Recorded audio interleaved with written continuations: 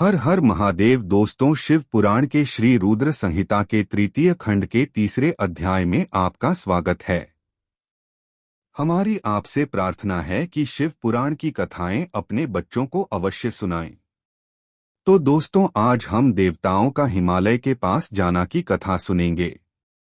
तो चलिए आरंभ करते हैं।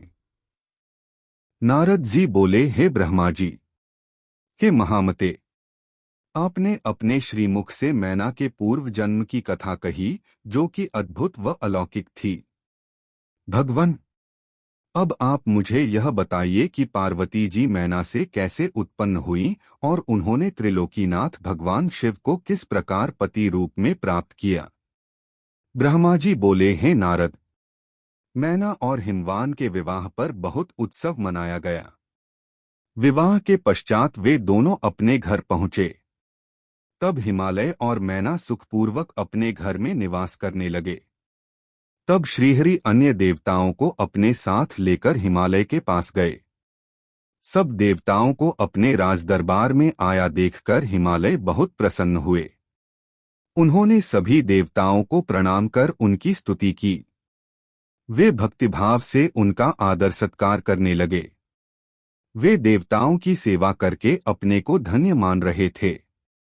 मुने, हिमालय दोनों हाथ जोड़कर उनके सामने खड़े हो गए और बोले, भगवन, आप सबको एक साथ अपने घर आया देखकर मैं प्रसन्न हूँ। सच कहूँ तो आज मेरा जीवन सफल हो गया है। आज मैं धन्य हो गया हूँ। मेरा राज्य और मेरा पूरा कुल आपके दर्शन मात्र से ही धन्य हो गया। आज मेरा तप, ज्ञान और सभी कार्य सफल हो गए हैं।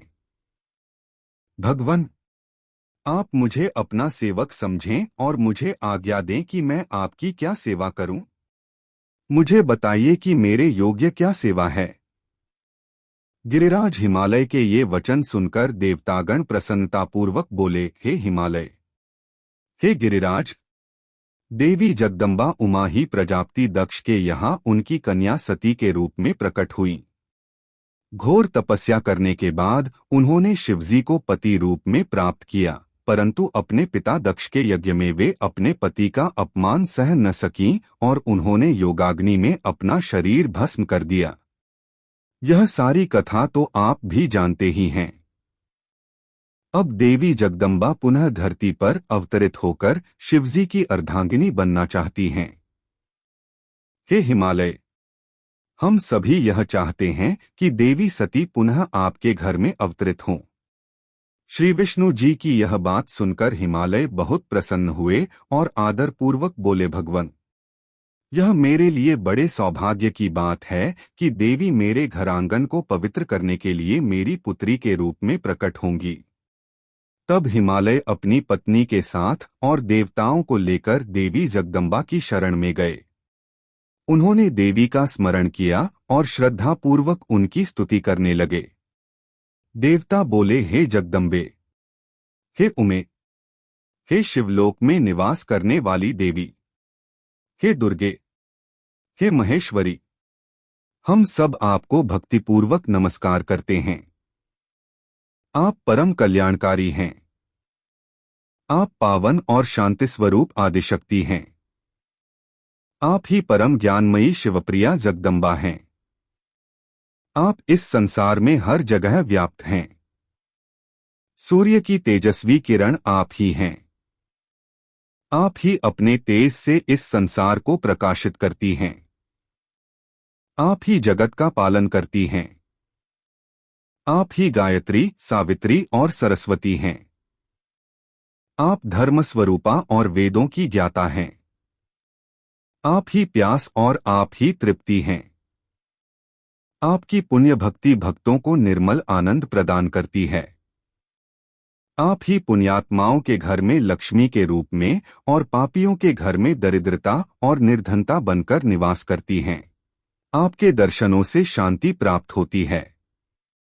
आप ही प्राणियों का पोषण करती हैं तथा पंचभूतों के सार तत्व से तत्वस्वरूपा हैं। आप ही नीति हैं और सामवेद की गीति हैं। आप ही ऋग्वेद और अथर्ववेद की गति हैं।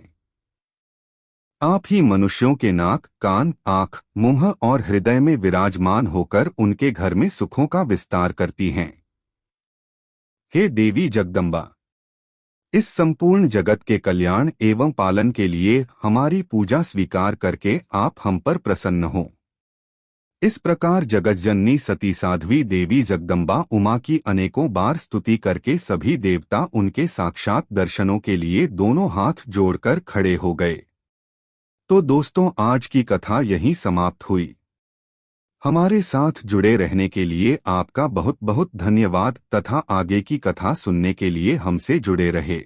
हर हर महादेव।